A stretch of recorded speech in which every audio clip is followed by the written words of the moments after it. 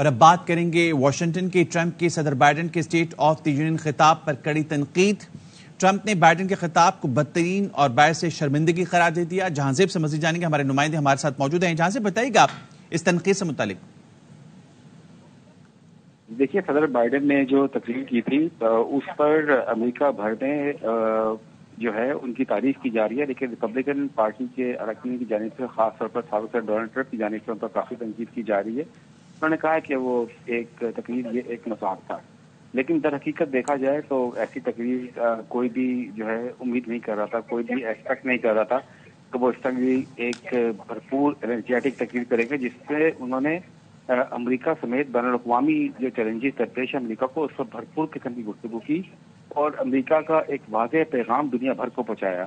ساتھ ساتھ آبویسلی آپ کو معلوم ہے کہ اس سال نومبر میں صدارتی انتخاب بھی ہونا ہے، ان کا مقابلہ ڈونلڈ ٹرمپ کے ساتھ ہے، تو انہوں نے ڈونلڈ ٹرمپ کا نام لیے بغیر ان پر کافی تنقید بھی کی، خاص طور پر امیگریشن کے معاملے کو لے کر اور ٹیکسز کے معاملے کو لے کر اور دیگر ایسے معاملات جو کہ انتہائی غور طلب ہے، ان پر انہوں نے بہت زبردست قسم کی تقریر کی۔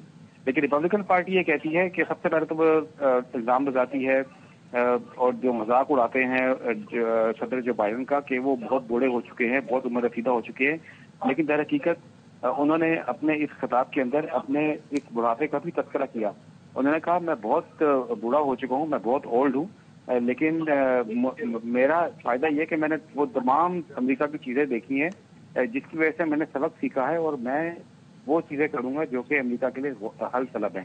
خاص طور پر جو انہوں نے بات کی کہ میڈیکل بلز جو بہت بڑا مسئلہ ہے امریکہ کے اندر، جو فارما کمپنیز ہیں وہ بہت ہی مہنگی ہزاروں ڈالر کی دوائیاں دیتی ہیں، اس کو انہوں نے کم کرنے کی بات کی۔ انہوں نے یہ بھی بات کی کہ کس طریقے سے امیگریشن کا بحران حل کیا جاتا ہے، کس طریقے سے بائی پارٹیزن ایک بل منظور کرنا پڑے گا اس معاملے کے اوپر۔ تو بڑی ایک بھرپور قسم کی تقریر تھی، لیکن ریپبلکن پارٹی اس پر کافی تنقید کر رہی ہے۔ ٹھیک ہے، بہت شکریہ۔ جہاں سے ہمارے ساتھ موجود تھے، اس پر بات کریں گے۔ ریپبلکن رہنما ساجد تارڑ صاحب اس وقت ہمارے ساتھ موجود ہیں۔ ساجد صاحب، ٹرمپ کی صدر بائیڈن کے اسٹیٹ آف دی یونین خطاب پر کڑی تنقید سامنے آئی ہے، کیا کہیں گے اس پہ آپ؟ دیکھیں، جو بائیڈن صاحب جو ہیں وہ ڈونلڈ ٹرمپ صاحب کے ساتھ کوئی ڈیبیٹ نہیں کرنا چاہتے، ان کو فیس نہیں کرنا چاہتے، لیکن انہوں نے کل اس کو اسٹیٹ آف دا یونین کی بجائے اس کو کل کمپین کا ایک موقع تھا۔ میں سمجھتا ہوں کہ یہ پبلک کے سامنے پریزیڈنٹ کا جانا اور جا کے کمپین کرنا اس طریقے سے یہ نامناسب ہے۔ میں اس کو کہوں گا کہ پولیٹیکل وائلیشن ہے یہ، لیکن آج ڈونلڈ ٹرمپ صاحب نے اپنے جو ٹروتھ سوشل ہے اس پہ انہوں نے کہا کہ اینگری اور ایبسینٹ مائنڈیڈ یا مینٹلی سک آدمی انہوں نے آج اس کو قرار دیا ہے۔ جس طریقے سے بائیڈن صاحب چیختے رہے، غصے میں نظر آئے، اپنا ٹیمپر لوز کرتے نظر آئے، کیا ہی اچھا ہوتا اگر وہ ڈونلڈ ٹرمپ صاحب کے ساتھ ڈیبیٹ کر لیتے، لیکن وہ کرنے سے قاصر ہیں۔ کل انہوں نے ساری چیزیں، بلکہ بارڈر کو بھی انہوں نے ریپبلکن کو بلیم کرنے کی کوشش کی۔ اس وقت بائیڈن صاحب کے لیے بہت مشکل ہے کہ امریکہ کو یا پوری دنیا کو سیٹسفائی کر سکیں۔ یہاں میں مینشن کرنا چاہوں گا کہ برنی سینڈر جو کہ خود پریزیڈنشل کینڈیڈیٹ تھے، پچھلے دنوں انہوں نے کہا کہ ہم غزہ کی وار کو ہم فنڈ کر رہے ہیں، اسلحہ بھی دے رہے ہیں، لیکن اسرائیل ہماری بات نہیں سنتا، اور بالکل یہی حالات ہیں اس وقت کہ ریڈ سی کے اندر جو مشکلات ہیں پوری دنیا کو اور امریکہ کو، اور جس طریقے سے غزہ میں حالات ہیں اس وقت، اور جو بائیڈن کوئی بھی ایک واضح کمپریہنسو قسم کا پلان دینے سے قاصر رہے ہیں۔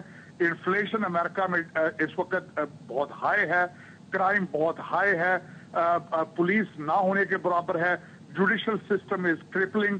بار بار وہ کہتے رہے ہیں کہ سڑکیں اور ایئرپورٹ امریکہ میں اگر دیکھا جائے تو پچھلے 25 سالوں میں کوئی نیا ایئرپورٹ نہیں بنا، کوئی نئی ہائی وے نہیں بنائی گئی۔ امریکہ کے حالات جو ہیں آپ کو اس طرح آپ دیکھ ہی رہے ہیں کہ امریکہ اس وقت لوگ بیزار ہیں، اور بالخصوص اس وقت دنیا کے سامنے ڈونلڈ ٹرمپ کے 4 سال موجود ہیں اور بائیڈن کے 4 سال موجود ہیں۔ لیکن کل جو انہوں نے اسپیچ دی ہے اس میں کئی چیزوں کے فیکٹس اور فگر جو ٹھیک نہیں تھے۔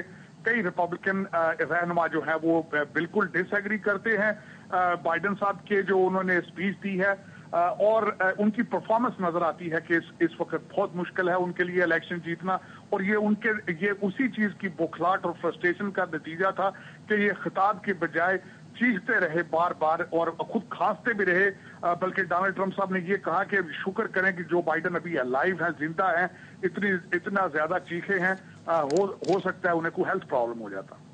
बहुत शुक्रिया, हमारे साथ मौजूद थे रिपब्लिक रहनुमा साजिद तारा साहब। इस पर बात करेंगे। डेमोक्रेट रहनुमा डॉक्टर आसिफ रियाज कदीर साहब ने हमें ज्वाइन किया है। डॉक्टर साहब, आप क्या कहेंगे जो तकरीर पर तनकीद की गई है ट्रंप की जानिब से सदर बाइडन के state of the art union के खिताब पर?